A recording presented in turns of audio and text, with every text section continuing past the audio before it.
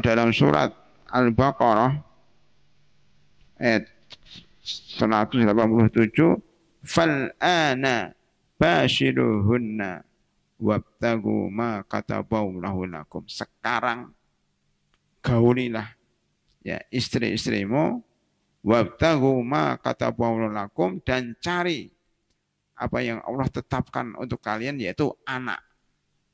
Tujuan menggaulin istri itu agar punya anak, supaya ada keturunan, ada regenerasi ya.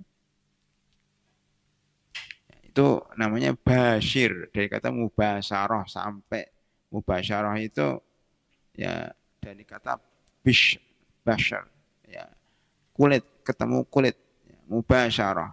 Wa basyiruhunna wabtagu ma kataballahu lakum wala tubasyiruhunna wa antum akifuna fil masajid.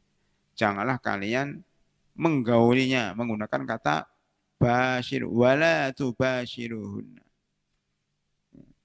Dalam surat Al-Maidah ayat 6 dan dalam surat An-Nisa juga disebutkan ya, yaitu aula mastumun nisa, aula mastumun nisa, lamastum memegang atau kamu menyentuh perempuan, menyentuh tanda kutip maksudnya adalah menggaulin.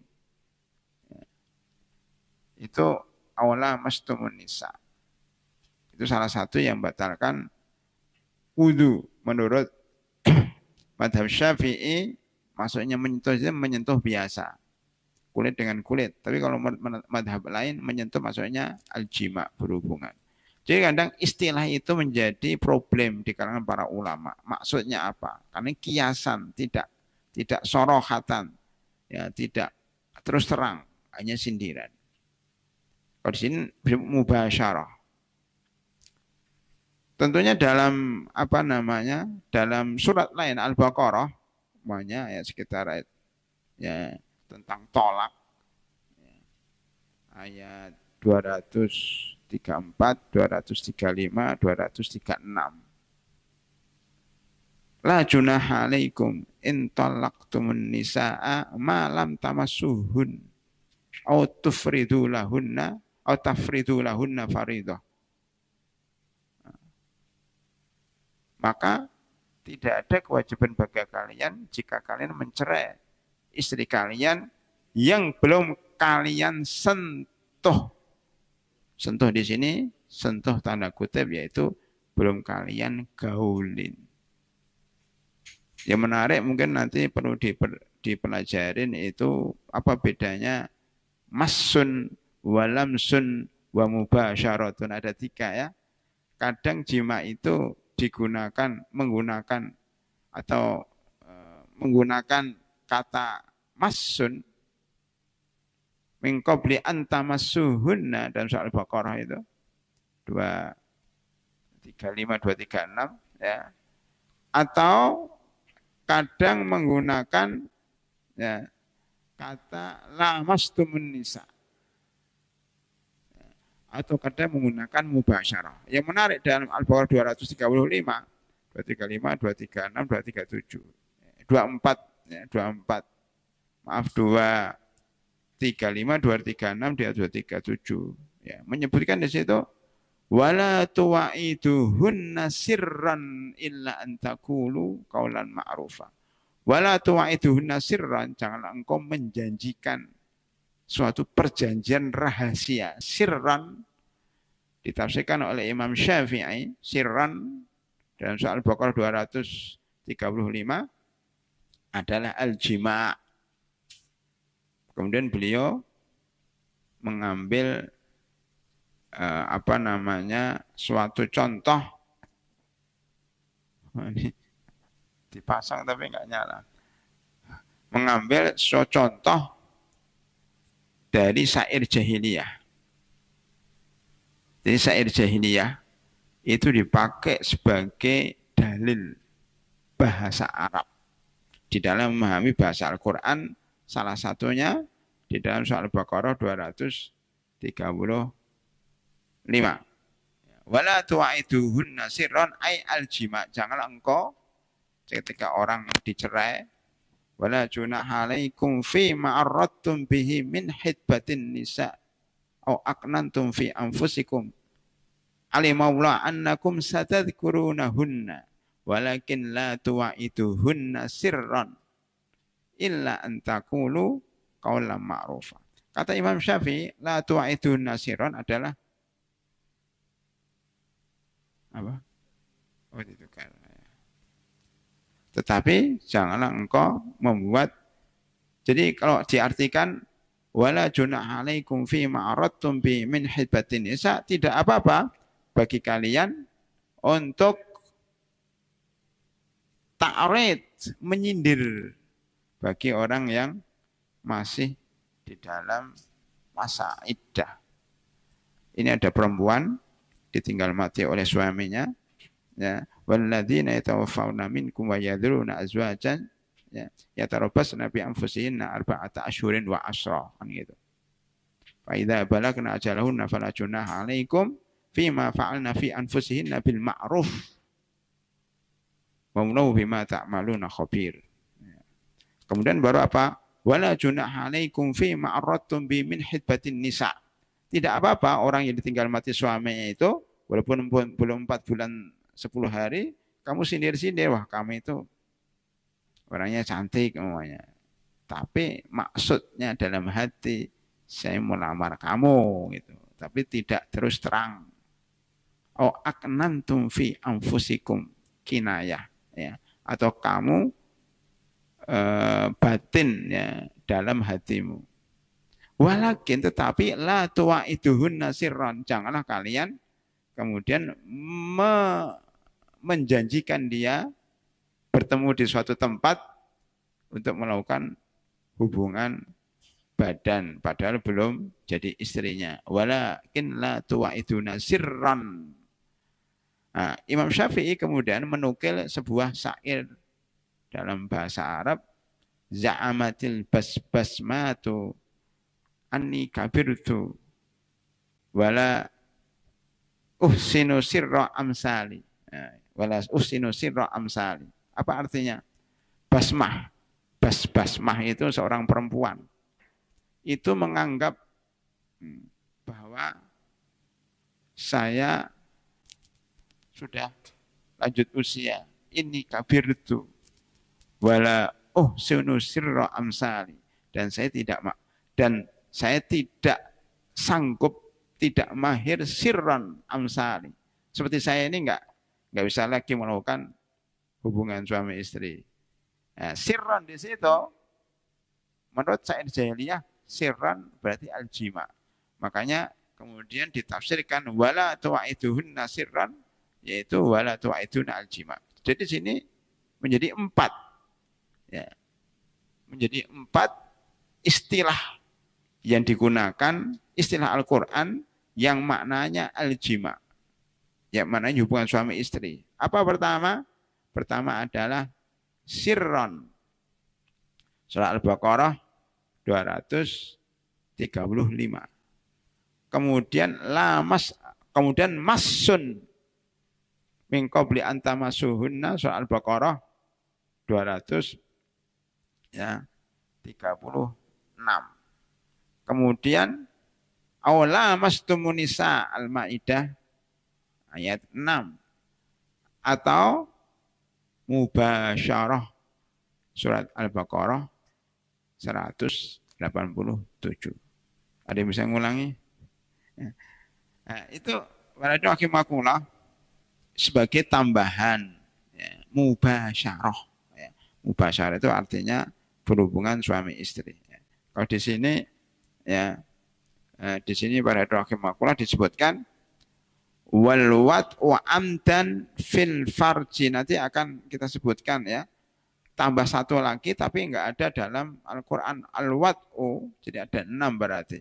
Pertama sirron, yang dalam Al-Quran 5 sirron, kemudian masun, kemudian lamsun, kemudian mubasyarah 4.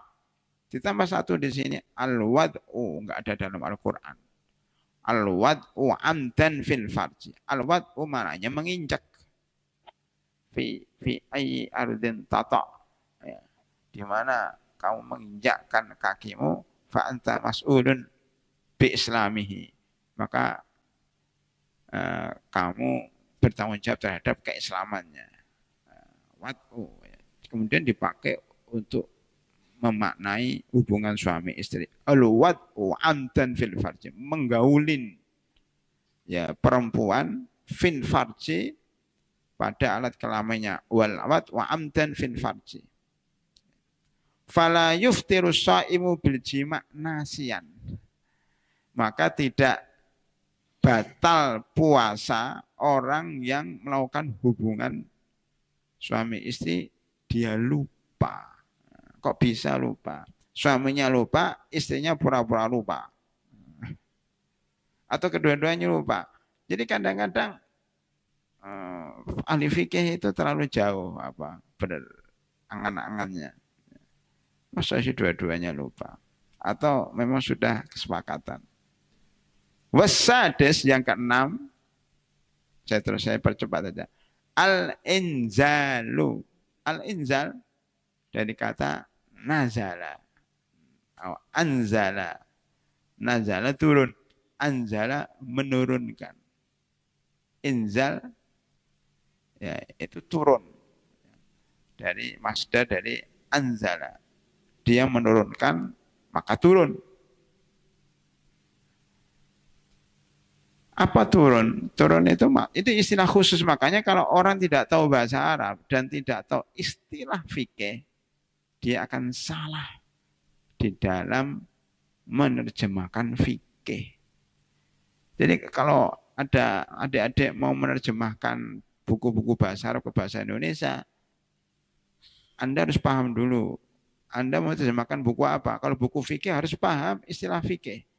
Kalau menerjemahkan buku tafsir harus tahu istilah tafsir. Ya. Kalau masalah akidah harus tahu istilah akidah. Contohnya, saya pernah dapat postingan dari seorang ustadz. Ya. Kemudian saya baca postingan itu tentang Syiah. Ya. Itu terjemahannya mungkin terjemahan dari Google atau dari apalah, letterluck. Jadi orang Syiah itu akan mendapatkan bagian dari humus. Humus itu kan kayak upeti gitu ya, 1/5 ya, humus ya, yang diambil dari rakyatnya, dari pengikutnya. Humus diterjemahkan akan mendapatkan bagian yang kelima. Khamis 5, kelima, bukan kelima. Humus itu istilah khusus, upeti. Tapi kemudian diterjemahkan kelima karena ada kata kha mim sin. Nah, itu kan nggak benar itu. Berarti orang yang tidak tahu ini mesin Google atau AI atau ChatGPT ini kan mesin yang kalau orang nggak paham salah-salah. Sama itu terjemahan bahasa dari Al-Quran banyak yang salah. Maka boleh menggunakan mesin itu, tapi kita sebagai pengguna harus paham bahasa Arab. Kalau enggak gitu, kita akan disesatkan oleh mesin itu. Ya, jadi boleh menggunakan itu khusus bagi yang sudah paham. Tentang fikih harus paham fikih. Kalau masalah tafsir harus paham tafsir. Masalah akidah kayak tadi harus paham. Khumus itu bukan 5.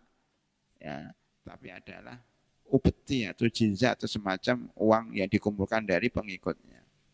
Termasuk di sini inzal. Nanti kalau terjemah letterlek dalam mesin yang membatalkan puasa keturunan, yang membatalkan puasa turun tangga, turun dari tangga, atau turun hujan, inzal, nazal al-matar. Padahal maksudnya inzal apa ada? Inzal adalah keluarnya air mani atau sperma dari kemaluan karena ada syahwat. Makanya Al-An'am wa anzalakum ya minal an'ami thamaniyata azwaj. Jadi An'am itu diturunkan juga, turun dari perut ke bawah. Maka lahirlah yang namanya bayi. Wa anzalnal hadida fi ba'sun sadidun.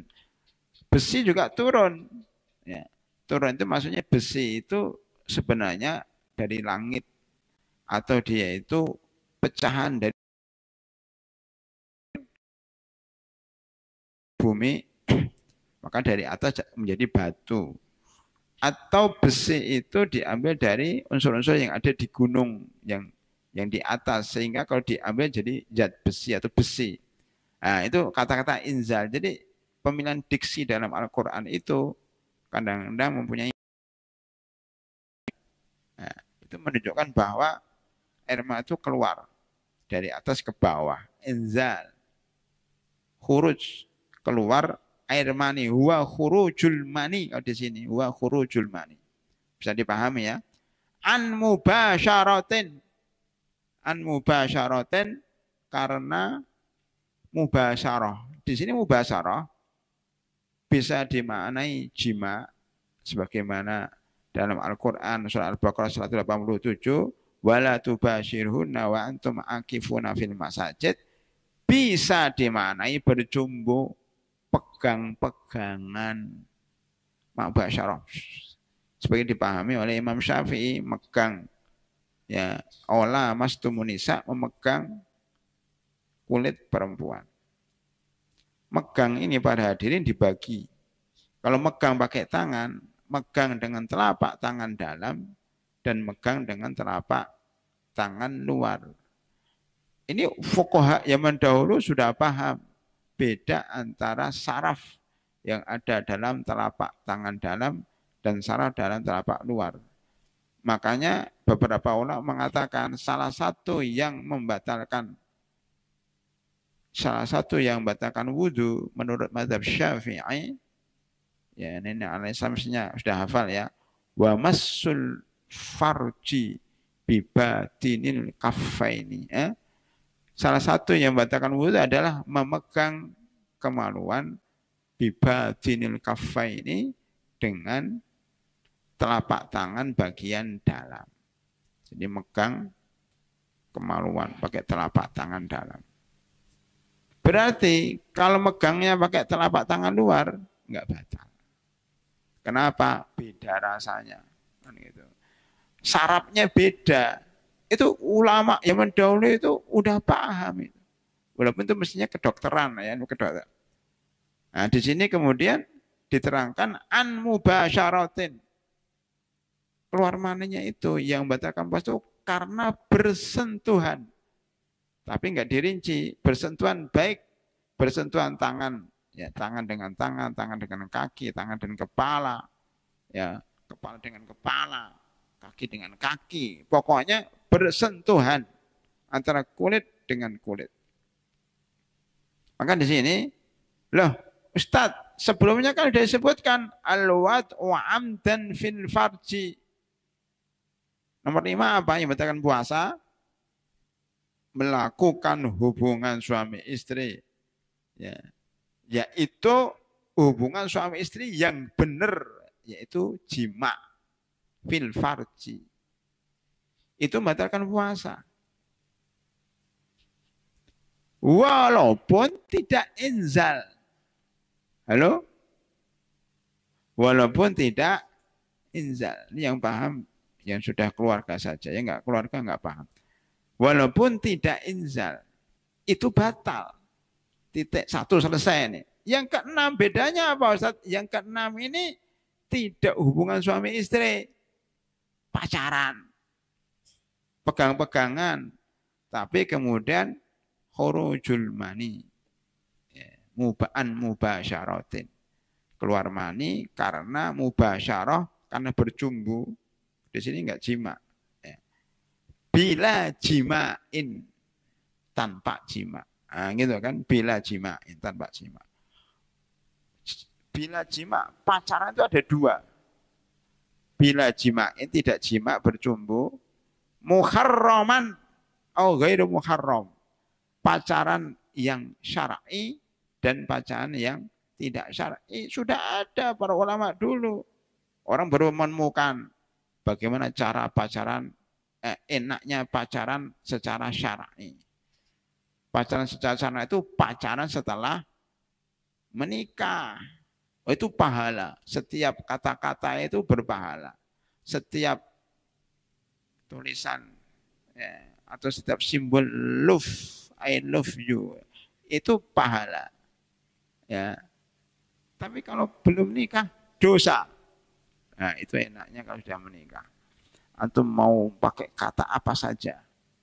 Baik yang paling ya mengerikan atau paling itu tetap aja berpahala. Tapi kalau pacaran tanpa nikah, dosa.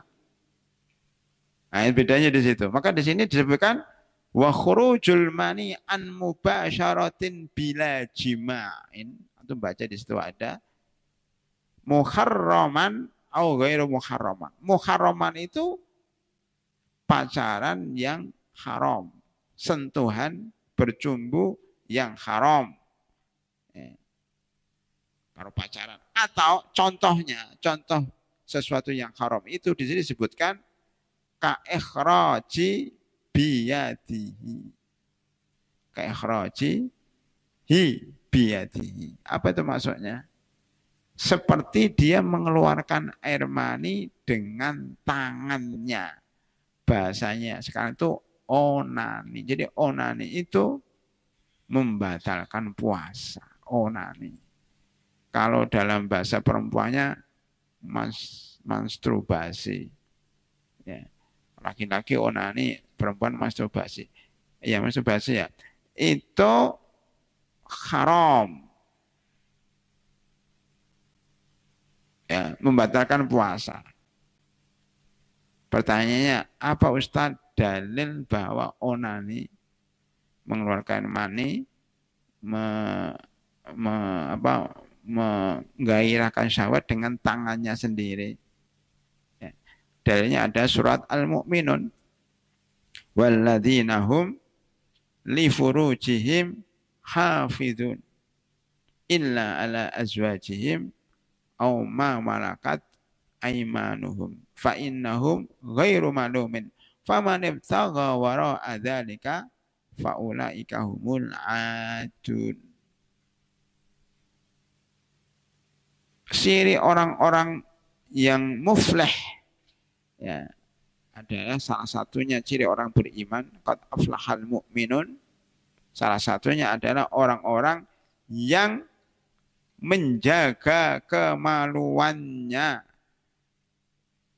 Menjaga kemaluannya. Kecuali kepada istri-istrinya. Dia dengan istrinya itu tidak menjaga. Tidak menjaga karena nggak ada urat suami istri itu. Au ma malakat aimanuhum, atau kepada budak-budaknya. Jadi budak itu kayak istri. Zaman dahulu ada budak. Orang yang punya duit bisa beli. Harganya kayak mobil. Ya, kalau budaknya budak yang biasa ya sekitar 20 juta hingga 70 juta. Kalau yang bagus kayak Alphard gitu, 1 miliar. Itu mungkin pinter, cerdas, cantik, tinggi, pokoknya 1 miliar. Makanya dulu raja-raja, karena uangnya banyak, itu budaknya banyak sampai 100. Ya, itu kayak Dohir Bebres, panglima perang. Yang bisa mengalahkan pasukan Tatar. Dia belum menikah, tapi punya 100 budak. Ya, perempuan. Jadi rahimakumullah itu boleh. Oh ma malakat aymanu fa innahum ghairu malumin, mereka kalau tidak menjaga kemaluannya dari istri dan budak-budaknya tidak dicela. Tetapi barang siapa yang mencari selain itu, selain istri dan budak, itu tercela dan melampaui batas. Di antaranya menggunakan tangan. Tangan itu bukan istri, tangan itu bukan budak. Makanya tercela, haram. Jadi onani itu sama dengan berzina, ya, sama dengan LGBT, ya. Karena apa? Mengeluarkan mani lewat tangan atau lewat pacar yang belum nikah atau lewat sesama jenis dengan temannya. Naudzubillah min dzalik. Ini perbuatan yang sangat nista semuanya. Ya. Ya, ini tidak boleh. Ya. Walaupun sebagian ulama mengatakan ya onahan itu boleh dalam keadaan darurat. Ya, darurat itu dirinci ya, oleh para ulama. Ya. Hadirin rahimakumullah, itu yang dimaksud bahwa keluar air mani karena bercumbu, ya, bukan jima, baik yang haram maupun yang halal itu membatalkan puasa. Tadi katanya haram, Ustaz. Ada yang halal apa? Au ghairu muharram. Mengeluarkan mani selain bulan Ramadan boleh. Apa itu? Ka ikhrajihi biyadi zaujatihi au jariyatihi. Nah, ini penting nih. Seperti apa yang boleh tapi yang enggak haram tapi membatalkan puasa, seperti yang mengeluarkan air mani dengan tangan istrinya, bukan tangannya, beda. Kalau dengan tangannya enggak boleh, kalau dengan tangan istrinya atau tangan budaknya boleh. Nah, begitu para hadirin, bedanya antara orang menikah enggak menikah seperti itu. Oke, selesai ya. Saya lanjutkan. Wah taroza atau wah turiza bimubasyaratin. Ihtiros itu apa? Dikecualikan. Maksudnya ihtiros itu tulisan al-inzalu an mubasyaratin. Keluar air mani karena bercumbu itu berarti selain itu, selain mubasyarah, berarti tidak membatalkan puasa. Contohnya bimubasyaratin an khurujil mani bi ihtilam. Adapun keluar air mani karena bermimpi, kan bukan bercumbu, bukan sentuhan. Selain sentuhan, nggak membatalkan puasa. Seperti apa? Seperti apa? An khurujil mani. Jadi wahturiza bimubasyaratin, kata mubasyarah ini syarat. Kalau nggak mubasyarah, berarti boleh. Seperti apa?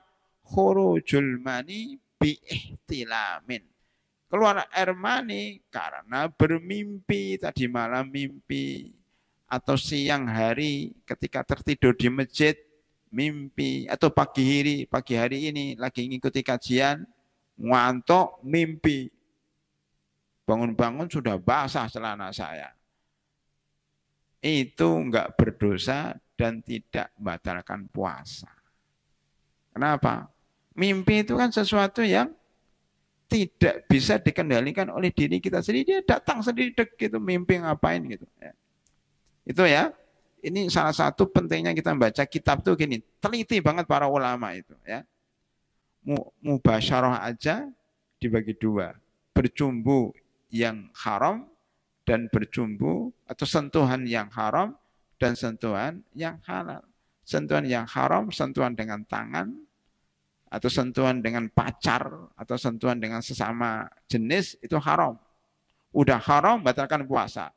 Adapun sentuhan dengan sesuatu yang halal, seperti sentuhan dengan tangan istri, sentuhan dengan tangan, atau disentuh oleh tangan istrinya, disentuh oleh tangan budaknya, ya itu tidak, membatalkan puasa, tapi tidak berdosa.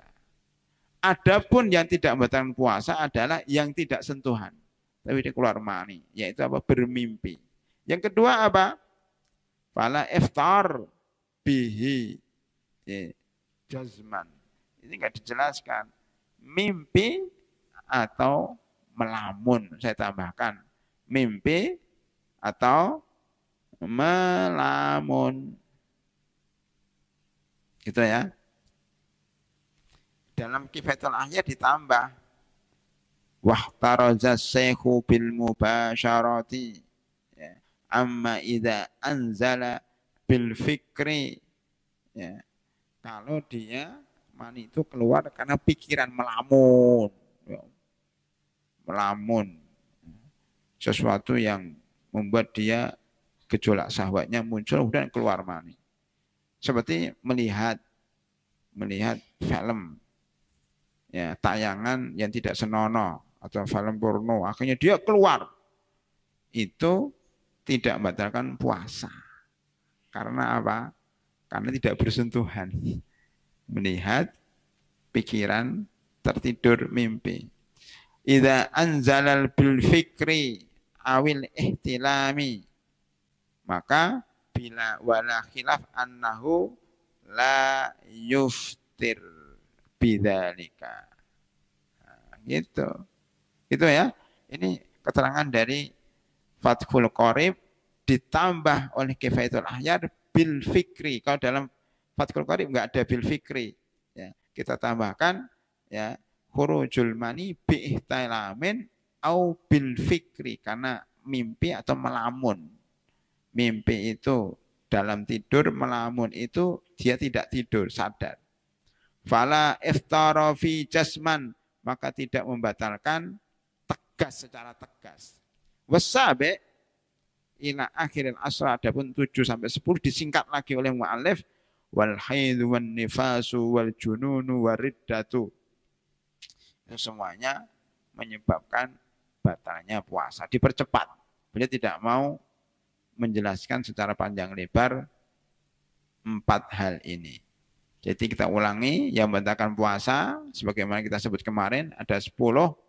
Ya, kalau saya boleh mengistilahkan kepala, pundak, lutut, kaki, ini. Kepala, mulut, perut, kemaluan.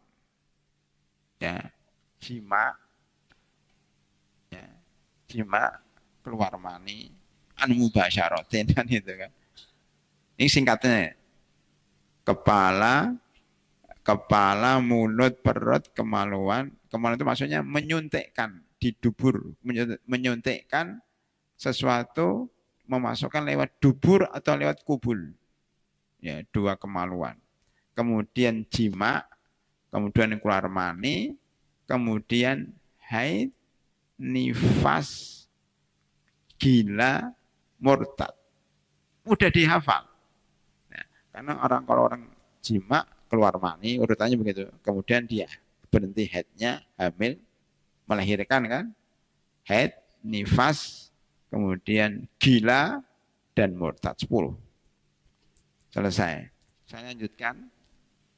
Tinggal dikit. Ma yustahabbu lisa'im. Selesai itu yang batalkan puasa. Jadi mu'alif ini urut ya. Pertama, ta'rifnya lugotan. Ta'rif lugotan wa istilahan. Syaratnya ada 4. Syaratnya ada 4. Apalagi? Rukun. Syaratnya ada 4. Rukunnya ada 4. Yang membatalkan ada 10. Yang di mustahab, yang disunahkan ada 3. Pengertiannya ada 2, lugotan wa istilahan. Ya. Kemudian syaratnya ada 4, rukunnya ada 4, yang batalkan ada 10, yang disunahkan ada 3.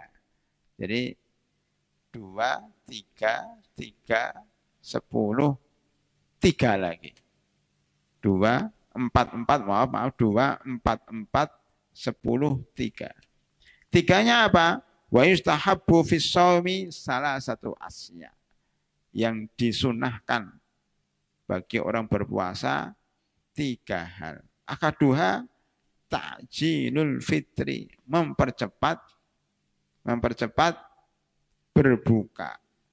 Sekali lagi ya, mahasiswa Al-Islam dan mahasiswa RTWM, kita kalau kalian adalah pelajar, maka jangan memahami zakat fitrah. Trah itu orang umum, zakat fitrah. Salah. Yang benar zakat fitri. Beda. Kita pada hari raya Idul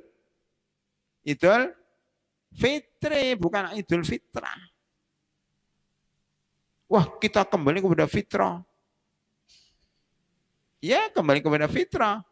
Tapi maksudnya kembali kepada fitri, kembali kepada makan lagi, bukan fitrah. Fitrah itu beda dengan fitri. Fitri itu nama perempuan. Kalau fitrah apa? Zakat fitrah. Fitrah dalam surat Ar-Rum ayat 30. Fa'akim wajhaka lidini hanifa fitratallahi allati fataran nasa 'alaiha la tabdila li khalqillah dzalika dinul qayyim walakinna aksaran nasi la ya'lamun. Ya. Itu fitrah. Fa'akim wajhaka lidini hanifa fitratallah. Fitrah itu sesuatu yang Allah ciptakan dalam diri manusia. Ya, adik-adik ya. Macam fatiris samawati wa ard. Ja'ala lakum min anfusikum azwajan wa minal an'ami azwajan yadra'ukum fih. Laisa kamitslihi syai'un wa huwas samiul alim. Lahu maqalitus samawati wal ard. Yabsutu rizqa liman yasha wa yaqdir innahu bikulli syai'in alim. Itu surat Asy-Syura ayat 11 ayat 12. Fatiris samawat. Jadi fitrah itu dari kata fatir, fatara, fataras samawati wal ard. Ya. Nabi Yusuf alaihissalam berdoa ya. Rabbi qad ataitani minal mulki wa 'allamtani min ta'wilil ahadits fatiras samawati wal ard anta wali fid dunya wal akhirah tawaffani musliman wa alhiqni bis sholihin. Surat Yusuf ayat 101. Doanya Nabi Yusuf, fatiras samawati wal ard. Fatir itu membuat, menciptakan. Ya. Ibnu Abbas orang Arab, sahabat, tapi enggak paham makna fatir. Tidak paham makna fatir. Sampai beliau berjalan ya, di kampung ada orang Arab Badui tengkar. Ini sumur yang buat saya. Ana fatiru, saya membuat sumur. Oh, jadi fatir itu membuat. Baru dia paham, fatir itu membuat itu bukan bahasa. Jadi bahasa Arab itu, Al-Quran yang diturunkan dengan 7 bahasa. Itu perbedaan para ulama.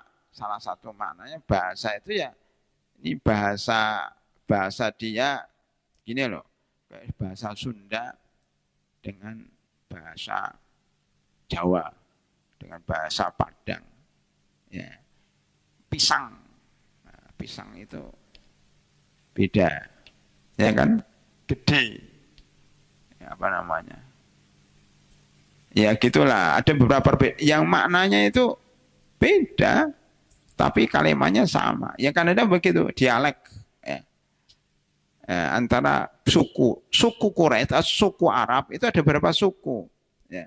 Makanya kadang-kadang fatir ini nggak apa, padahal fatir itu masa kholako. Fatir itu kholako.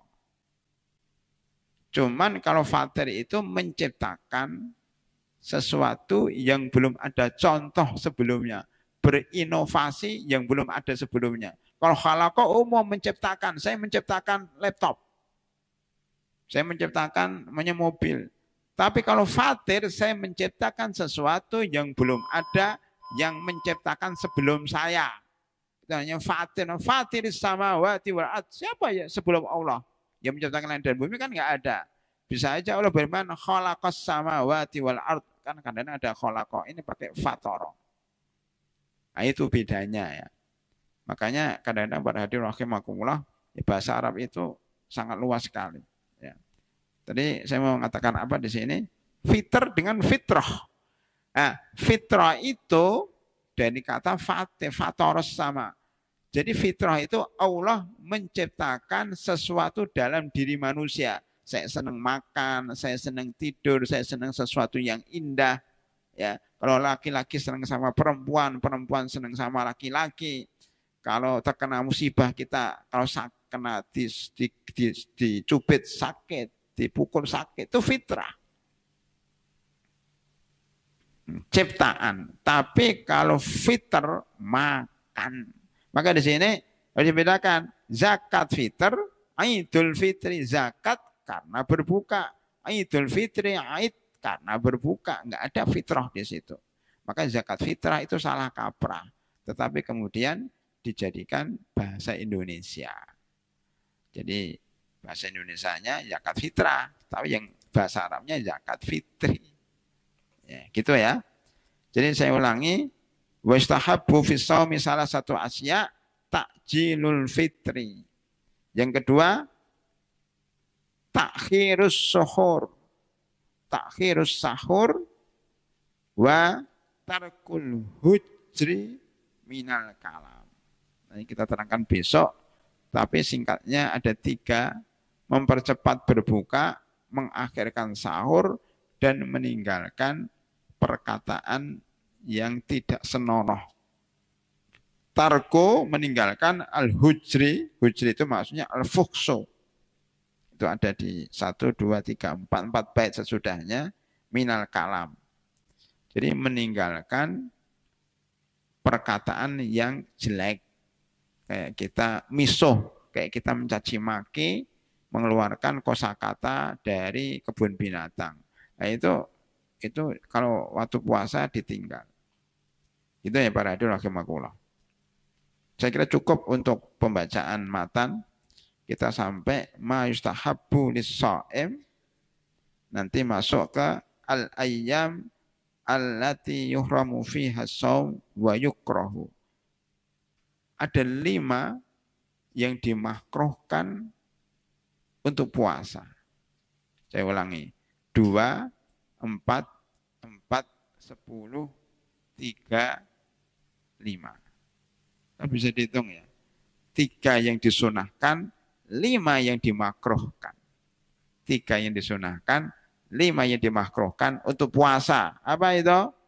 Ya puasa, sholat Id, waktu Id, puasa ketika Idul Fitri, Idul Adha, dan puasa 3 hari Tasyrik. Nanti kita bahas insya Allah pada pertemuan mendatang. Walaupun kita baca dulu ma yustahabbu lis-shaim ada 3, takjilul fitri wa ta'khirus sahuri wa tarkul hajri minal kalam.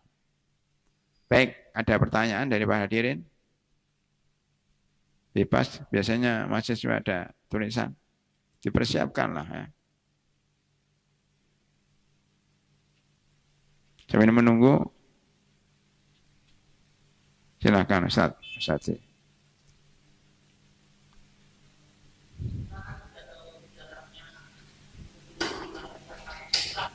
Ya.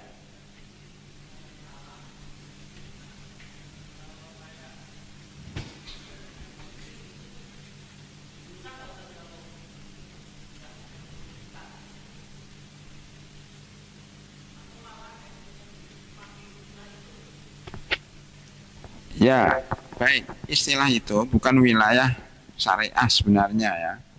Karena begini, kita itu harus bisa membedakan bahasa Arab atau bahasa Indonesia. Kalau MUI menggunakan zakat fitrah pakai bahasa Arab jelas salah. Sengaja atau enggak sengaja? Jelas salah. Tapi kalau dia menulis dalam pakai bahasa Indonesia belum tentu salah.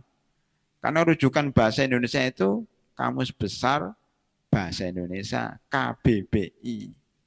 Itu ada panitianya. Masalahnya KBBI itu enggak kayak Quran. Kayak Quran itu enggak pernah la tabdila, tidak ada pernah diganti, tidak ada direvisi. Al-Quran kok direvisi, nggak ada. Makanya enak kita mau coba Al-Quran dan Sunnah itu enak, karena dari zaman Nabi Muhammad sampai sekarang 14 abad nggak ada revisi, ya itu aja Quran. Tapi KBBI baru seumur jagung, baru tahun 45 ke atas ya, setelah merdeka sudah pergantian sampai 4 atau 5 kali. EZD ejaan yang disempurnakan terus. Beda-beda. Umpamanya dulu sholat. Jadi kalau orang nulis mahasiswa nulis kita akan menegakkan sholat, itu salah. Sholat, SHOLAT dalam bahasa Indonesia. Kemudian O-nya diganti A, benar itu salat, sholat, sholat, SHALAT itu yang benar. Sekarang itu dirubah lagi menjadi salat, hanya dihilangkan. Saya bilang salat ini ke orang Arab itu lauk tambahan, ya, salat. Jadi menegakkan sholat, salat berarti beli salat untuk lauk. Jadi itu sudah apa ya, sudah. Dan itu yang membuat ejaan baru itu hanya kelompok kecil, ya mungkin dianggap para ahli, tapi pengaruh seluruh orang Indonesia. Maka kadang saya pribadi dalam hal-hal yang sangat ekstrim kayak gitu nggak ngikutin sholat, saya tetap tulis salat pakai A masih oke. Kalau salat, apa salat itu? Hanya itu ingin dihilangkan. Itu ya, itu perbuatan orang Indonesia yang kadang ada jelas dan nggak jelasnya. Kemudian umpamanya wakaf. Nanti kan wakafun, wakaf ini diwakafkan. Orang Indonesia mengatakan wakaf, ganti K. Enggak salah kalau kita nulis ini diwakafkan pakai K. Bahasa boleh. Kalau bahasa Arab ini diwakafkan ya salah, wakafa. Apa wakafa? Harus dibedakan antara bahasa Indonesia dengan bahasa Arab. Kalau bahasa Indonesia jadi bahasa Indonesia. Ya. Silaturahim itu kalau dalam bahasa Arab silaturahim itu adalah hubungan sanak saudara. Ini silaturahim dengan Pak D-nya, dengan Bude-nya, dengan Pak Le-nya, dengan adiknya, dengan pamannya, dengan Pak C-nya. Itu silaturahim. Tapi kalau ketemuan alumni, ketemuan antara ustadz dengan muridnya, ketemuan sesama ahli profesi, itu bukan silaturahim itu. Itu kumpul, reuni atau apa. Tapi kita mengatakan hari ini kita bisa bersilaturahim. Ya kapan kita jadi saudara? Wah, bapak kita beda-beda, silaturahim. Cuman kalau sudah menjadi bahasa Indonesia, enggak masalah. Ya, itu silaturahim ala Indonesia. Maka zakat fitrah ala Indonesia. Kalau ala Arab, ala Quran dan Sunnah salah zakat fitrah. Zakat fitri. Kita sebagai orang yang belajar minimal pahamlah. Ya. Jangan sampai kita lata ikut-ikutan. Makanya pada hari raya Idul Fitri ini kembali kepada fitrah. Kembali kepada fitrah. Kembali ke makan, kembali ke fitr, bukan yang fitrah. Kecuali kalau maknanya kembali kepada fitrah karena kita diampuni dosa-dosa kita kembali kepada orang yang tidak berdosa, seperti orang yang pulang dari haji, itu diampuni oleh Allah, seperti bayi yang baru lahir, kama waladatu ummuhu, seperti orang yang baru lahir. Itu oke lah. Maknanya tapi panjang, nggak langsung. Kalau kembali kepada fitrah maksudnya Idul Fitri itu salah. Tapi kalau maksudnya kembali kepada fitrah dalam arti yang panjang boleh. Itu aja ya. Memang orang nggak tahu bahasa Arab itu kadang-kadang banyak menyesatkan. Baik, dijelaskan seperti itu aja. Baik, silakan. Mana kertasnya? Di bawah kan nggak apa. Ada yang lain? Santri atau alumni? Ya silakan. Februari. Ya silakan. Silakan.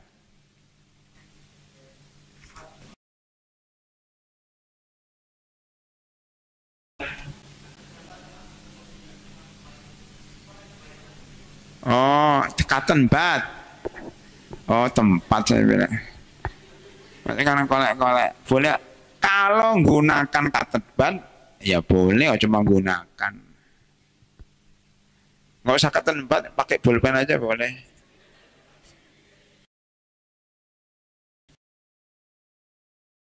Nggak batalkan puasa, siapa yang katakan batal puasa? 1 jam juga nggak apa-apa.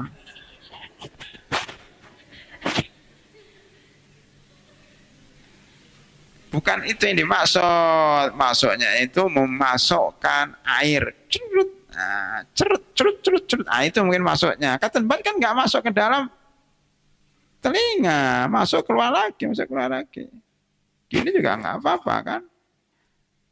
Jadi yang dimasukkan itu menggunakan tetes telinga, tetes hidung, tetes mata.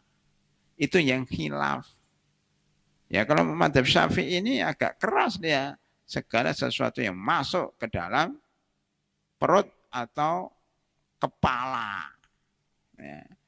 Ini masuk ke kepala. Kalau mereka mengatakan telinga ini ada rongga ke tenggorokan atau terutama hidung. Kalau kita zut itu kan bersin itu karena pas makan nasinya keluar. Oh berarti kok nasinya keluar mulut panas gitu. Lah ternyata ini di sini itu ada rongga, ada persimpangan jalan di dalam sini. Jadi kalau kelewatan dia muncul. Makanya kan kalau menyembelih itu kan ada 4 urat. 2 urat saluran makanan, 1 saluran nafas, dan 1 saluran darah. Ya, itu kan jadi 1 itu. Itu yang dimaksud oleh madzhab Syafi'i. Kepala itu kalau menuju kepada perut, maka membatalkan. Tapi sebagian ulama mengatakan kalau tetes mata itu jauh. Mata itu enggak jatuh ke perut kok. Tetes mata boleh. Tetes telinga boleh. Tetes hidung jangan dulu. Jadi yang langsung masuk itu dilarang, yang tidak langsung masuk tidak apa-apa sebagian ulama. Gitu ya. Jadi bukan cotton bed. Nah, cotton bed itu enggak, insya Allah enggak masalah.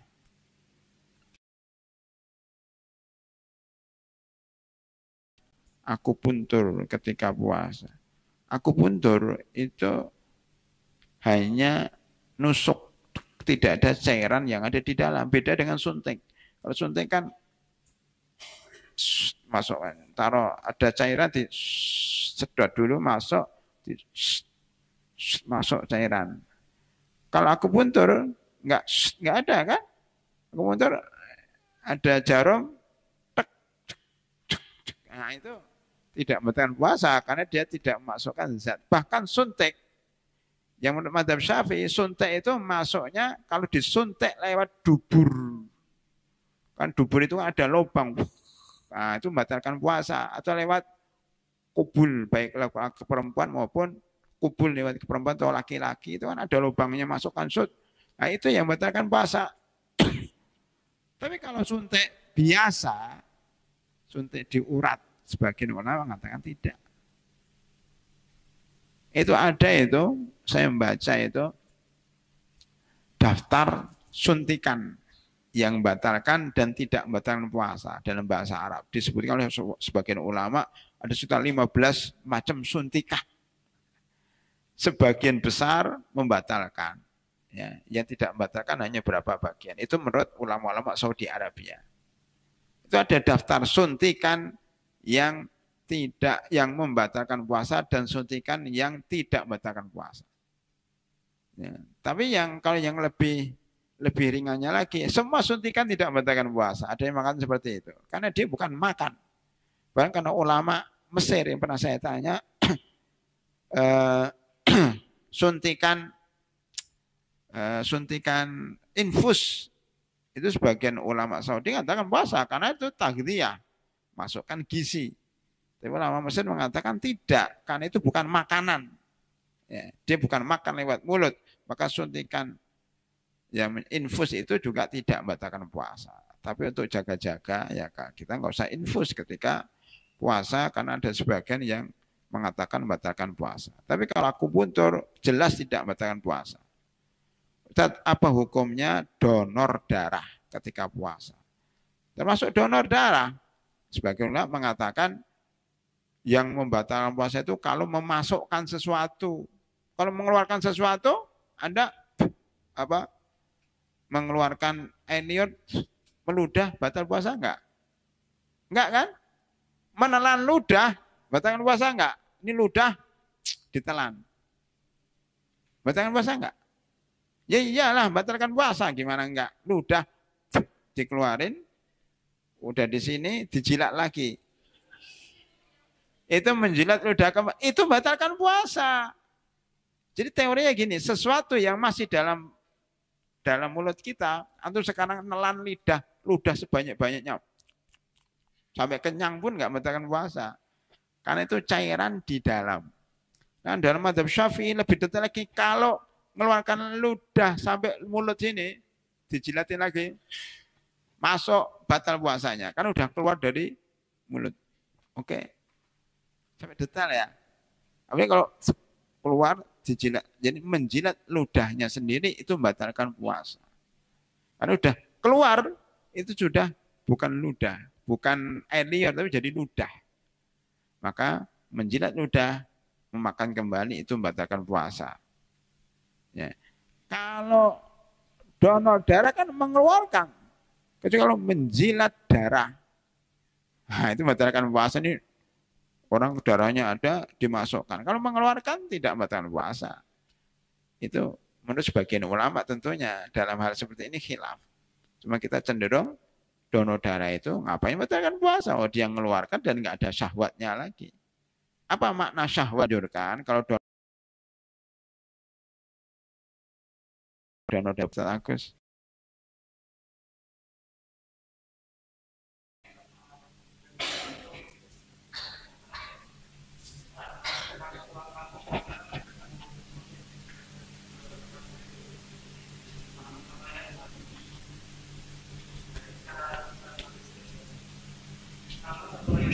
Enggak, satunya keluar kampung, pulang kampung,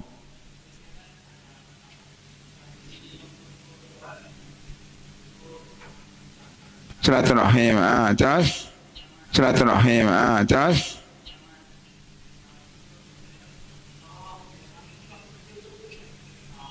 oh salaman dengan lain jenis, apa hukumnya? Enggak boleh. Kalau kita keluar kampung salaman dengan lawan jenis yang bukan mahramnya, ya nggak boleh. Ya, kenapa? Karena bukan mahramnya. Ya. Tapi kalau salaman dengan ibunya, dengan kakaknya, dengan adiknya, ya, dengan mahramnya, itu boleh. Sekarang hal itu sudah maklum sih. Kata di kampung-kampung, kalau bukan lawan jenisnya, udah biasa sesama muslim. Dia tidak salaman, cuma gini, yang sini kadang nyentuh dikit ya, tapi ini ya, itu udah cukup sekarang ya. Oh zaman dulu iya, kalau zaman sekarang udah enggak. Makanya harap dihindari seperti itu, karena bisa dihindari Kak. Insya Allah mereka maklumi, oh ini Ustadz yang baru lulus dari Al-Islam, makanya pakai kopiah. Oh itu Ustadz, Insya Allah dia nggak berani salaman gitu. Kalau salaman itu kan kalau orang pakainya pakaian preman tuh salaman itu aja, ceweknya dipegang-pegang kayak gini. Kalau Ustadz kan masih Ustadz dan gitu. Oke, kopiah ya. Apa yang kedua tadi? Yang kedua apa?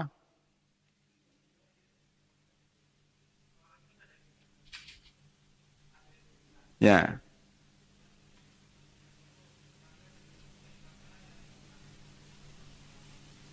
Nggak mau salaman. Oh gitu. Oh ngatasinya dipisahkan, yang laki-laki sini, yang perempuan di sini. Saya baru saja kemarin sebelum Ramadan itu hadir di markas Hidayatullah, itu kan anaknya ketua itu adik kelas saya di Madinah. Itu masuk itu nggak ada cewek satupun, di situ cuma cowok sama bapaknya. Jadi salamnya cowok sama bapaknya, yang ibunya malah di ruangan lain. Bahkan kita nggak ketemu perempuan, nggak ketemu dengan ibunya, dengan istrinya nggak ketemu. Kenapa? Di ruangan khusus. Itu bagus lagi. Nggak ketemu sama sekali. Paling di parkiran baru ketemu, oh, ada tamu perempuan juga. Itu bagus ya. Atau minimal ya, sama tempatnya tapi pisah. Kayak gini nih. Cowoknya di sini, ceweknya di situ. Silahkan salaman, yang salah di sini, ceweknya di sini. Memang di beberapa masyarakat itu aneh. Tapi lama-lama nanti insya Allah mereka paham. Atau kalau mau, ya kalau di bersampingan, ya tetap pakai cadar, ya, tapi nggak salaman, ya gini. Makanya kalau pakai kopiah, pakai cadar biasanya nggak mau juga gini. Dia bareng gini gitu. Nggak usah begitu aja. Wah, presiden aja bisa kok. Padahal ketemu dengan orang-orang barat, orang-orang internasional. Kalau sama cewek gini aja nggak salaman, bisa itu. Itu di barat loh. Saya lihat sendiri bagaimana presiden dengan rombongan kalau ketemu dengan cewek-cewek gini aja. Kalau tamunya banyak ya. Jadi kalau presiden perempuan dengan laki-laki dan perempuan biasanya salaman. Ya. Tapi kalau tamunya banyak biasanya nggak salaman. Artinya kita sebagai orang Muslim harus menunjukkan keislaman kita walaupun dalam hal seperti itu. Gitu ya. Jangan mudah menyerah dengan keadaan. Ustaz ya. Apa hukumnya ya? Apa hukumnya transfusi darah ketika puasa? Ya tadi sama, donor darah. Transfusi dengan donor apa? Transfusi itu memindahkan darah ya. Ya kan transfer, ada transfer uang, ada transfer darah. Transfer darah, transfusi darah. Atau cuci darah mungkin ya, cuci darah. Enggak apa-apa insya Allah, kan itu enggak makan. Oleh sebagian ulama mengatakan batal. Tapi, jadi intinya gini Pak, sebelum saya tutup, intinya segala sesuatu yang menjadi khilaf, sebaiknya ditinggalkan. Walaupun menurut kita itu tidak batal. Selama tidak darurat, kenapa kita kerjakan? Mendingan ya kita tinggalkan dan kita ganti pada malam hari. Seperti cabut gigi, ya malam cabut gigi. Gitu, nggak perlu dicicipin kan? Masa-masa yang sudah biasa kita makan.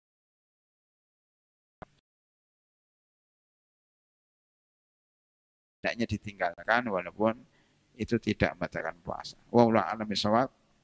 Dan bermanfaat. Kita tutup dengan doa kafatul majlis. Subhanakallahumma bihamdika asyhadu an la ilaha illa anta astaghfiruka wa atubu ilaik. Assalamualaikum warahmatullahi wabarakatuh.